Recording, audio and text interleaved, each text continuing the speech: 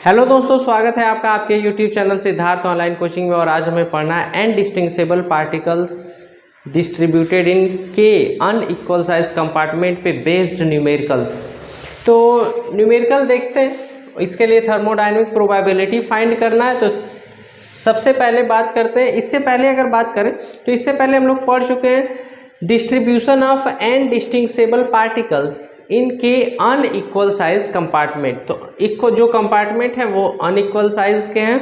तो unequal size के compartment के लिए हमारे पास जो एक्सप्रेशन आया था थर्मोडायनेमिक प्रोबेबिलिटी के लिए, वो सब कंपार्टमेंट के वेज को फाइंड करने के बाद और सेल्स में डिवाइड करने के बाद जो एक्सप्रेशन मिला था वो मिला था हमें n factorial by n1 factorial into n2 factorial into n3 factorial up to dot dot dot nk factorial into g1 to the power n1 into g2 to the power n2 into g3 to the power n3 up to dot dot dot gk to the power nk। इस प्रकार से expression था। और इसे अगर short form में लिखें तो लिख दिए थे n फैक्टोरियल, और मल्टीप्लिकेशन के लिए सिंबल का उपयोग करें पाई, इसकी वैल्यू i से लेके कहाँ तक, k तक।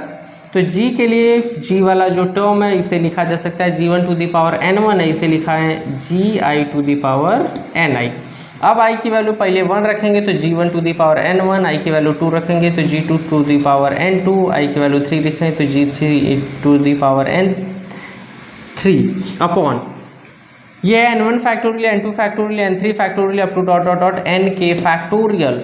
तो मतलब इसे लिख दें ni फैक्टोरियल। ni फैक्टोरियल लिखते हैं तो i की वैल्यू 1 रखें तो ये हो जाएगा n1 फैक्टोरियल, i की वैल्यू 2 रखते हैं तो ये हो जाएगा n2 फैक्टोरियल, i की वैल्यू 3 रखते हैं तो ये हो जाएगा n3 factorial up to dot dot dot i की वैल्यू जब k रखेंगे तो ये हो जाएगा nk फैक्टोरियल। सब टर्म है मल्टीप्लिकेशन में, इसलिए सिंबल उपयोग किया गया ये। अब पढ़ते हैं न्यूमेरिकल। न्यूमेरिकल में कहा गया है 4 distinguishable particles are to be distributed. कितने पार्टिकल्स का डिस्ट्रीब्यूशन करना है हमें, 4 पार्टिकल का। तो 4 distinguishable particles are to be distributed in 2 compartments. 2 compartment है। तो अगर लिखते चलें तो जो total number of distinguishable particle हैं वो हो गए 4, और जो कंपार्टमेंट है वो हो गए 2 कंपार्टमेंट। ये बना लिया गया है, मान लिया गया है ये फर्स्ट कंपार्टमेंट है n1 और दूसरा जो है ये सेकेंड कंपार्टमेंट है n2। न्यूमेरिकल में ये भी कहा जा सकता है कि 4 distinguishable particles are to be distributed in 2 unequal compartments. तो अनइक्वल कंपार्टमेंट का है तभी यही फॉर्मूला लगेगा। अगर कहा गया केवल 2 कंपार्टमेंट तो आगे की बात पढ़ते हैं, हमें बात समझ में आएगी। तो first compartment is divided into 4 cells and second compartment is divided into 3 cells. तो जो फर्स्ट कंपार्टमेंट है उसे 4 सेल में डिवाइड किया गया और जो सेकेंड कंपार्टमेंट है उसे 3 सेल्स में डिवाइड किया गया।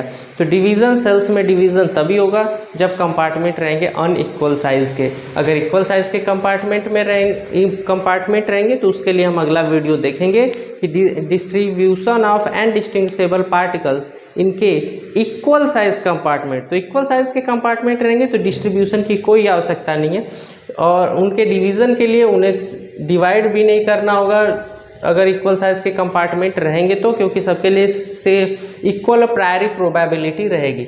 लेकिन अगर इनका अनइक्वल साइज़ रहेगा, साइज़ अलग अलग रहेगा, साइज़ डिफर करेगा, तो उन्हें क्या करना होगा, सेल्स में डिवाइड करके उनके साइज़ को सेम कर लेना होगा।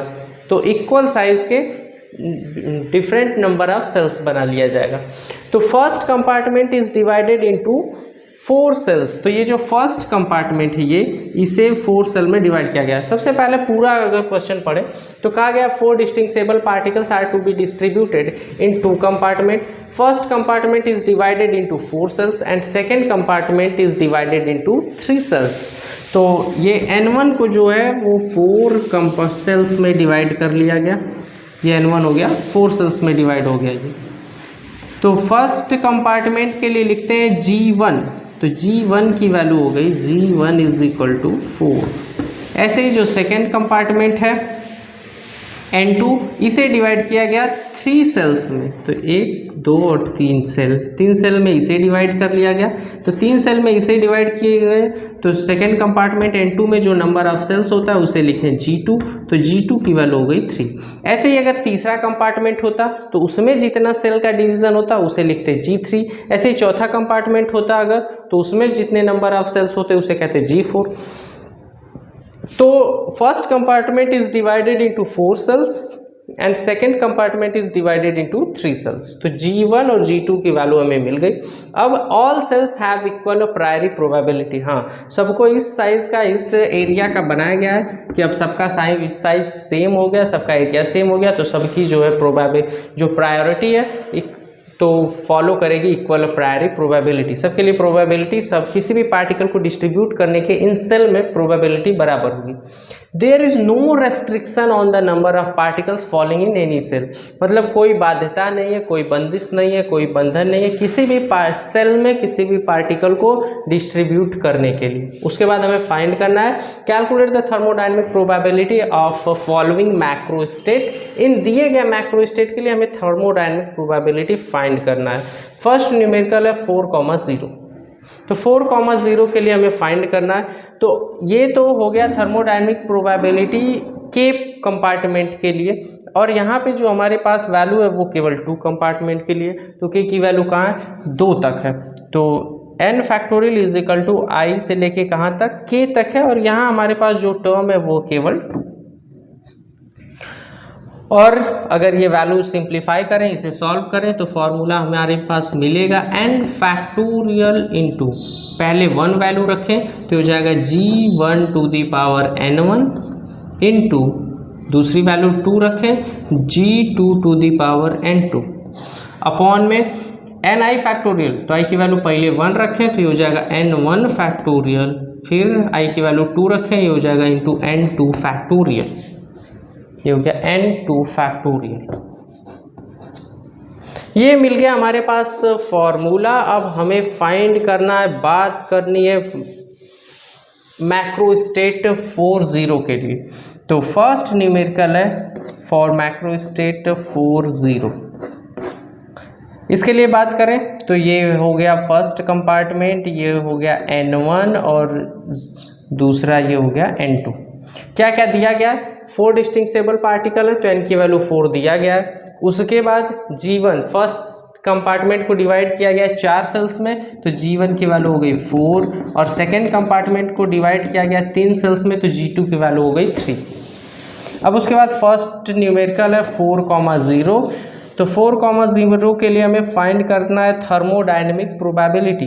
4,0, तो ये हो गया n1 की वैल्यू और ये हो गया n2। मतलब फर्स्ट कंपार्टमेंट में n1 मतलब चारों पार्टिकल, और सेकेंड कंपार्टमेंट n2 में 0 पार्टिकल, और कुल 4 पार्टिकल थे। 4,0 4 पार्टिकल हो गए, मैक्रो स्टेट हो गया 4,0। अब मैक्रो स्टेट इसके लिए 4,0 के लिए अगर वैल्यू फाइंड करें तो हमारे पास n1 n2 की वैल्यू है, और हमारे पास फॉर्मूला भी है। फॉर्मूला क्या है, फॉर्मूला है n फैक्टोरियल। फॉर्मूला को इधर लिख दे रहे हैं, ये है n factorial G1 to the power n1 G2 to the power n2 by n1 factorial n2 factorial. अब अगर इसमें वैल्यू प्लेस करें n फैक्टोरियल, n मतलब टोटल नंबर ऑफ जो डिस्टिंग्विशेबल पार्टिकल डिस्ट्रीब्यूट करने थे, ये थे 4, तो ये हो गया 4 factorial into G1 to the power n1। G1 की वैल्यू है हमारे पास 4 और n1 की वैल्यू इस केस में है, इस मैक्रो स्टेट 40 के लिए n1 की वैल्यू है 4, तो 4 to the power 4 into G2 की वैल्यू है 3 टू दी पावर n2 की वैल्यू हमारे पास है 0 अपॉन n1 फैक्टोरियल मतलब 4 फैक्टोरियल और n2 फैक्टोरियल मतलब 0 फैक्टोरियल। इसे सॉल्व कर दें, सॉल्व करें तो 4 फैक्टोरियल, ये 4 फैक्टोरियल से कैंसिल हुआ, 4 टू दी पावर 4 मतलब 4 इंटू 4 16, 16 इंटू 4 64 और 256 इंटू 3 टू द पावर 0 और 3 टू द पावर 0 किसी भी नंबर पे पावर 0 इज इक्वल टू उसकी वैल्यू होगी 1, ये हो गया 256 आंसर। तो thermodynamic probability for macro state 4,0 ये हमें वैल्यू मिला 256। अब ऐसे ही सेकेंड के लिए फाइंड करें। सेकेंड न्यूमेरिकल में जो दिया गया वो हमें फाइंड करना है मैक्रो स्टेट 2,2 के लिए। तो अगर 2,2 के लिए हम लोग फाइंड करते हैं तो 2,2 के लिए अगर फाइंड करें तो n1 की वैल्यू हो गई 2, n1 की वैल्यू हो गई 2 और n2 की वैल्यू हो गई 2। तो अगर ये इसमें फाइंड करें तो इसके लिए फाइंड कर रहे हैं फिर से, तो ये आप नोट कर लिए होंगे, नहीं भी कर पाएँ तो इसे कर लें या स्क्रीनशॉट लेके रख लें। अब हम लोग सॉल्व करते हैं सेकेंड न्यूमेरिकल। तो सेकेंड न्यूमेरिकल सॉल्व करने के लिए ये हो गया सेकेंड न्यूमेरिकल, इसके लिए मैक्रो स्टेट दिया गया है 2,2 मतलब ये हो गया n1 की वैल्यू 2 और ये हो गया n2 की वैल्यू भी 2 गिवन है। अब थर्मोडायनेमिक प्रोबेबिलिटी बात करते हैं 2,2 के लिए। फॉर्मूला हमारे पास यही, फॉर्मूला ये है n फैक्टोरियल, n की वैल्यू तो 4 है, 4 ही पार्टिकल को डिस्ट्रीब्यूट करना था, 4 factorial into g1 to the power n1, g1 की वैल्यू 4 और n1 की वैल्यू हमारे पास है 2, यहाँ से भी या जहाँ से भी देख सकते हैं। तो n1 की वैल्यू 2 इंटू g2 की वैल्यू है हमारे पास 3 और इसके power n2, g2 to the power n2 और g2 to the power n2 करें, n2 की वैल्यू हमारे पास है 2 बाई n1 फैक्टोरियल मतलब 2 का फैक्टोरियल इंटू n2 फैक्टोरियल मतलब फिर से 2 का फैक्टोरियल। इसे अगर फर्दर सॉल्व करें तो 4 को लिख सकते हैं 4 इंटू 3 इंटू 2 फैक्टोरियल इंटू 4 का स्क्वायर करें 16 इंटू 3 का स्क्वायर करें 9 अपॉन 2 को सॉल्व करें 2 इंटू 1 और 2 फैक्टोरियल को 2 फैक्टोरियल रहने दें। 2 फैक्टोरियल से 2 फैक्टोरियल कैंसिल हुआ और ये 2 से अगर कटाएं इसे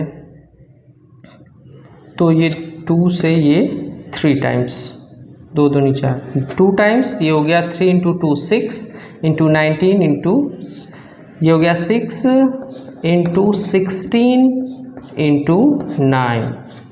तो सब मल्टीप्लाई करें तो पहले मल्टीप्लाई करें 16 इंटू 6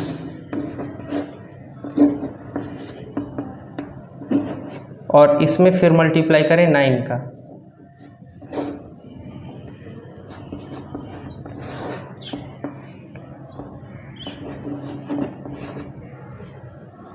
$864 उत्तर आ गया किसके लिए? Thermodynamic probability for macro state 2,2 के लिए। देखते हैं थर्ड न्यूमेरिकल में कहा गया है 3,1। तो 3,1 के लिए अगर फाइंड करें, इसे हटा दे रहे हैं, 3,1 के लिए फाइंड करें तो थर्ड न्यूमेरिकल हो गया 3,1। तो n1 की वैल्यू हो गई 3 और n2 की वैल्यू हो गई 1 और उसके बाद थर्मोडायनेमिक प्रोबेबिलिटी फाइंड कर दें 3,1 के लिए। फार्मूला हमारे पास ये है ही। फार्मूला क्या है थर्मोडायनेमिक प्रोबेबिलिटी का? n फैक्टोरियल मतलब n की वैल्यू है 4, ये हो गया 4 फैक्टोरियल अपॉन